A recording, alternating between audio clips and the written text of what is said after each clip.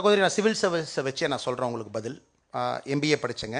Civil service போக வேண்டும் என்கின்ற ஆசை. எனக்கு லோன் வந்து 11,50,000 ரூபா என்னோடய எம்பிஏ லோன். ஏன்னா ஐஏஎம்மில் பார்த்தீங்கன்னா ரொம்ப கஷ்டங்க, வெரி காஸ்ட்லி.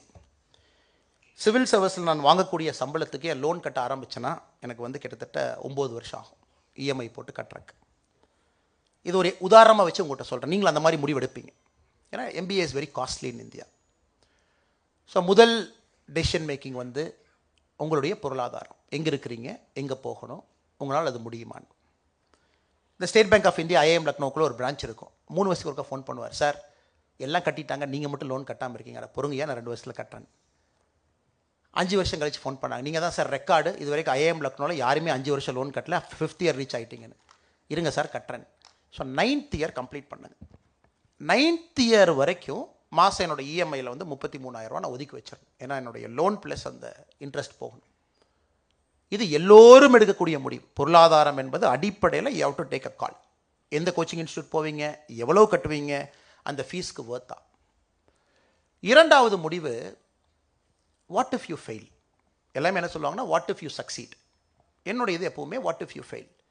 ஃபெயில் ஆனீங்கன்னா என்னென்ன பெர்முடேஷன் காம்பினேஷன், இது நடக்கலாம், இது நடக்கலாம், இது நடக்கலாம், இது நடக்கலாம், இதெல்லாம் ஆப்ஷன்ஸ்.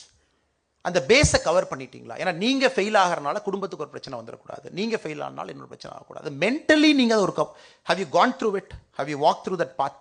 ஃபெயில் ஆனால் இதெல்லாம் நடக்கும். இரண்டாவது. மூன்றாவது, கன்விக்ஷன். பகவத்கீதையில் ஒரு அற்புதமான ஒரு ஒரு ஒரு பேசேஜுங்க, நான் டிரான்ஸ்லேட் பண்ணி சொல்கிறேன். The decision you make. நீங்கள் சிவில் சர்வெண்ட் ஆகணும்னு டெசிஷன் பண்ணிட்டீங்கல்ல, அதனுடைய சக்ஸஸ் வந்து எப்படின்னாங்க, the conviction at the time of making a decision அப்படிங்கிறாங்க. கீதையினுடைய ஒரு சாராம்சம் என்னென்னா, ஒரு முடிவு நீங்கள் எடுக்கும் பொழுது உங்கள் முடிவு எவ்வளோ உறுதியாக இருந்ததோ அந்த உறுதித்தன்மையை பொறுத்து தான் வெற்றி வரும் அப்படிங்கிறாங்க. அதனால் முடிவு எதற்காக எடுத்தீங்கிற கன்விக்ஷன். எந்த முடிவு வேணாலும் நீங்கள் எடுங்க. அரசியல்வாதியாக நான் பல முடிவுகள் எடுப்பேன். நீங்கள் ஒரு மாணவராக முடிவு எடுக்கிறீங்க. Why are you doing it? பக்கத்தில் இருக்கவங்களை ப்ளீஸ் பண்ணவா, இல்லை பேப்பரில் வரவா, இல்லை நமக்கு வண்டி மேலே ஒரு லைட் வச்சுக்கவா? எதுக்காக நீங்கள் சிவில் சர்வெண்ட் ஆகணும்? What is your conviction? இந்த 3 விஷயம், பொருளாதாரம், சூழ்நிலை, உங்களை சுற்றி இருக்கக்கூடிய சூழ்நிலை, குடும்பம் எல்லாம் ஒரே கேட்டகரியாக வச்சுக்கோங்க. இரண்டாவது, தோல்வி இருந்தால் என்னென்னலாம் நடக்கும், ஒரு மென்டலாக வாக் த்ரூ. ஏன்னா தோல்வி வந்துருச்சுன்னா நம்ம ஏற்கனவே திங்க் பண்ணிவிட்டு அது பெருசாக தெரியாதுங்க. If you walk through it, ஏற்கனவே மென்டலாக விஷுவலைஸ் பண்ணியாச்சு. தோத்தா பரவாயில்ல, அதை ஏற்கனவே விஷுவலைஸ் பண்ணிட்டோம்ல. நீங்கள் விஷுவலைஸ் பண்ணிட்டீங்கன்னா அது தோல்வியாகவே உங்களுக்கு தெரியாது. மூன்றாவது, கன்விக்ஷன் ஃபார் யுவர் டெசிஷன். எதற்காக அந்த முடிவு எடுக்கிறீங்க, அந்த கன்விக்ஷன் ரொம்ப முக்கியங்க. கன்விக்ஷன் வந்து உண்மையாலுமே கன்விக்ஷன் இருக்குன்னா அது வெற்றி தான். அது வெற்றி தான். கொஞ்சம் டிலே ஆகலாம். இந்த 3ம் என்னுடைய லைஃப்பில் திரும்ப திரும்ப ஐ கீப் சர்க்குலேட்டிங் திங்கிங். நன்றி சகோதரி. Thank you. Sir, good morning. I'm really happy to see you today, sir. And sir, in conditioning பத்தி சார் சொல்லியிருந்தீங்க. Sir, to achieve a position and அதுக்கு நிறைய கைடன்ஸ்லாம் இருக்கு, many things. So after sustaining or handling the position பத்தி கொஞ்சம் brief-ஆ. இது உங்களுக்கு இருக்கக்கூடிய அதுக்கெல்லாம் அப்படியே போகலீங்க. But still you ask that question. ஒரு இடத்துக்கு போகிறது ஈஸிங்க, அந்த இடத்த தக்க வைக்கிறது ரொம்ப கஷ்டம். இன்றைக்கி நீங்கள் சிவில் சர்வெண்ட்டாக ஒரு மாவட்ட ஆட்சியர் ஆகிட்டீங்க அப்படின்னா, அல்லது ஒரு மாவட்ட காவல்துறை கண்காணிப்பாளர் ஆகிட்டீங்க, அல்லது ஒரு நாட்டினுடைய அம்பாசிடர் ஆகிட்டிங்கன்னா, it is just a matter of 2 years 3 years. அதுக்கப்புறம் நீங்கள் ரோல் மாறித்தாகணும்.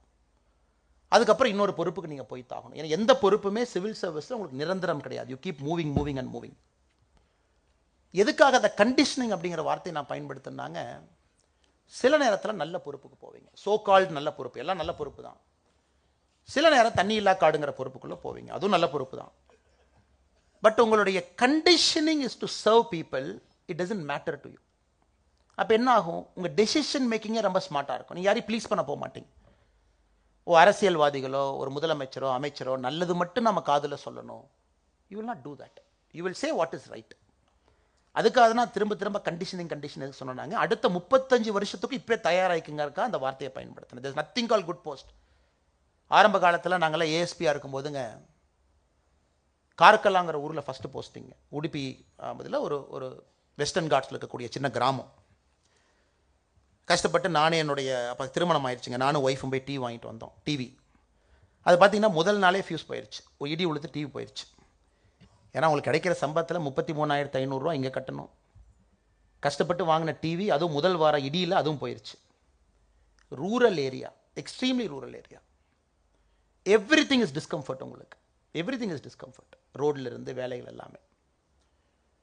எதுக்காக இது சொல்கிறேன்னாங்க, இது உங்கள் லைஃப்பில் ரிப்பீட் ஆகிக்கிட்டே இருக்கும் பல இடத்துல. Not every time you get an urban posting, not every time you get Chennai or Bangalore or Hyderabad. இதுக்கு நீங்கள் உங்களை மனதளவில் தயார்படுத்திக்கணும். When I am here for service, இதெல்லாம் எனக்கு வந்து டசன்ட் மேட்டர்.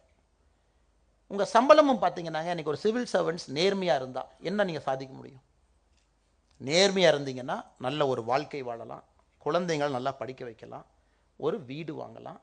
நீங்கள் ரிட்டையர் ஆனதுக்கப்புறம் இன்கம் செக்யூரிட்டி, இவ்வளோதாங்க. ஏன்னா உங்களுக்கு தெரியும், ஒரு சிவில் சர்வெண்ட்டுக்கு மட்டும்தான் இந்தியாவில் தெரியும் நீங்கள் ரிட்டையர் ஆகிற அன்றைக்கி என்ன சம்பளம் நீங்கள் கேல்குலேட் பண்ணிடலாம். கொஞ்சம் பே கமிஷனை பொறுத்து கொஞ்சம் இந்த பக்கம் அந்த பக்கம் மாறும். ஒரு பிஸ்னஸ் மேனுக்கு தெரியாது, எங்கள் யாருக்குமே தெரியாது. உங்களுக்கு தெரியும் உங்கள் சம்பளமே எவ்வளோ வரும்னு உங்களுக்கு தெரியும். அப்போ உங்கள் வாழ்க்கையை அந்த சம்பளத்துக்குள்ளே வாழ ஆரம்பிக்கணும். நீங்கள் உடுத்தக்கூடிய உடை எல்லாமே ஒரு மனிதன் உங்களை பார்த்தாவே ஃபேன்சியாக ஃப்ளாஷியாக இல்லாமல், நம்ம ஒருப்பா கலெக்டர் வந்து ஒரு ரேடோ வாட்ச் கட்டி, கலெக்டர் வந்து ஒரு ஒரு ஒரு ஷூ போட்டு, கலெக்டர் வந்து ஒரு பக்காவாக வந்தாருன்னா, ஒரு கிராமத்திலிருந்து வந்த ஒரு எளிய மனிதன் எப்படி உங்களை பார்ப்பாங்க? அதனால் இந்த இதுக்குள்ளே உங்கள் லைஃப் ஸ்டைல் எல்லாமே மாறிடணுங்க. இது இரண்டாவது.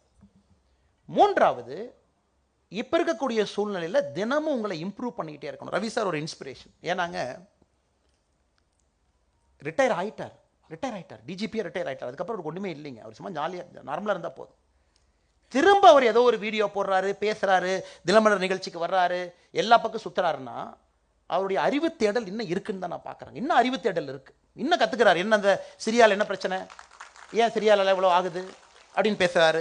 ரஷ்யா உக்ரைனை பற்றி ஒரு 2 வாரத்துக்கு முன்னாடி ஒரு வீடியோ போட்டிருந்தார். ஏன் அறிவு தேடல் இன்னும் இருக்குது.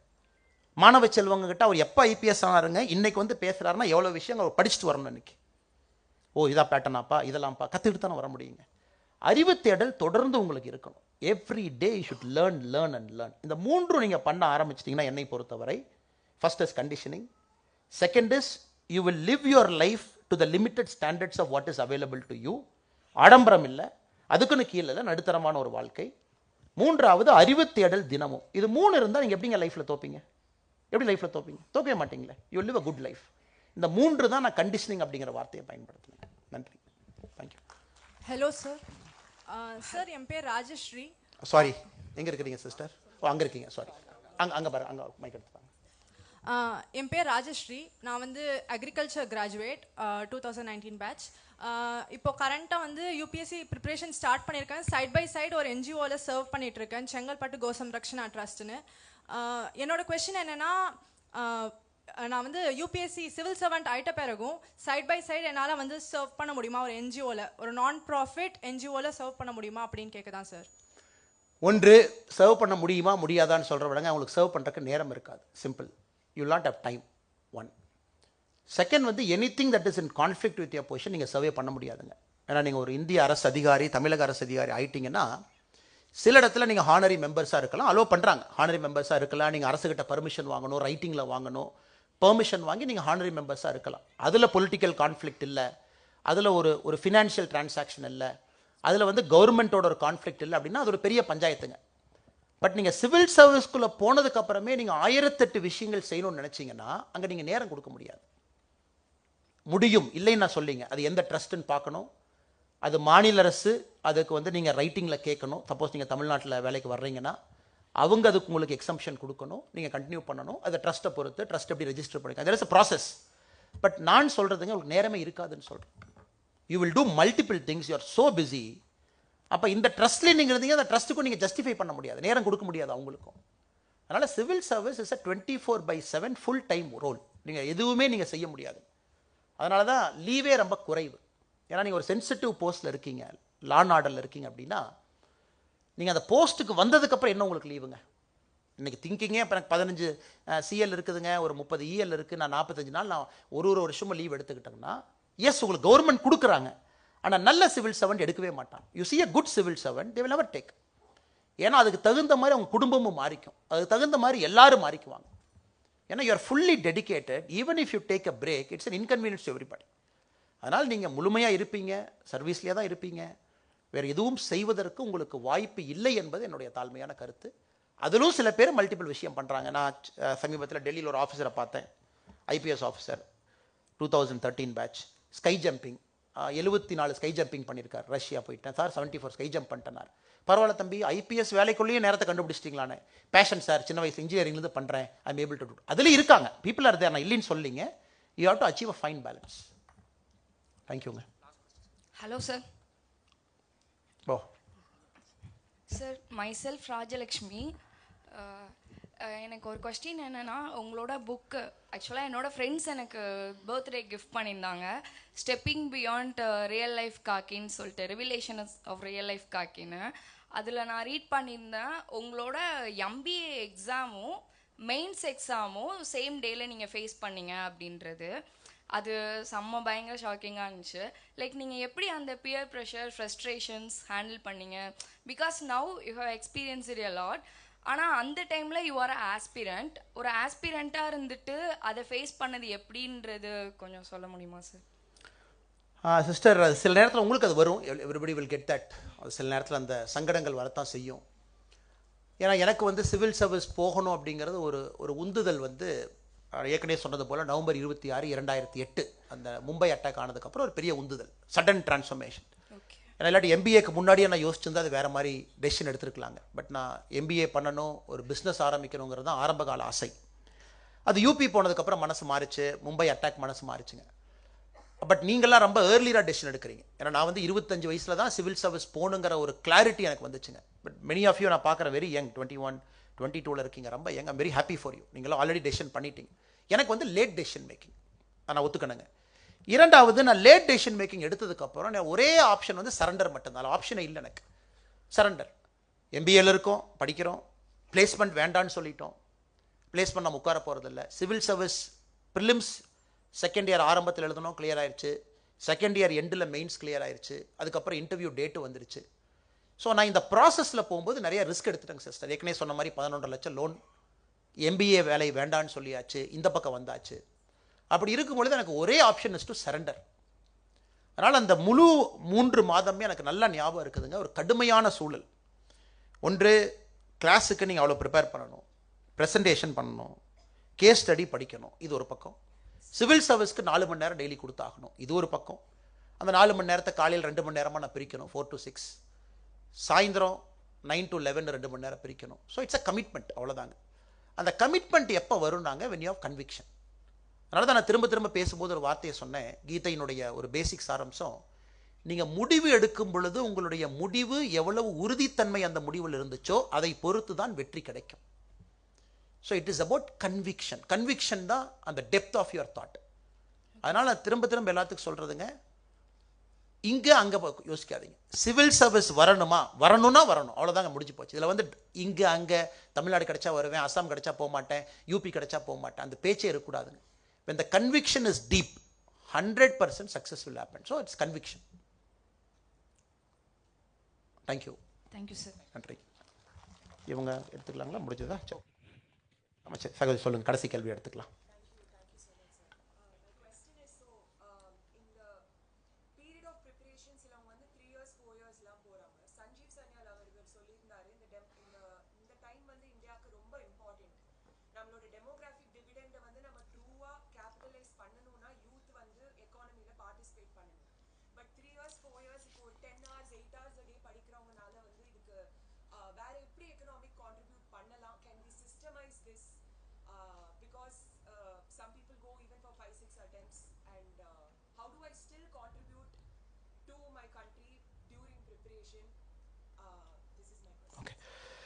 சரியான பதில் வந்து ரவீந்திரன் சார் ரவி சார் அவங்க கொடுப்பாங்க சிஸ்டர். என்னுடைய அறிவு கெட்டின வரைக்கும் நான் அந்த பதில் சொல்ல முயற்சி பண்ணுறேன்.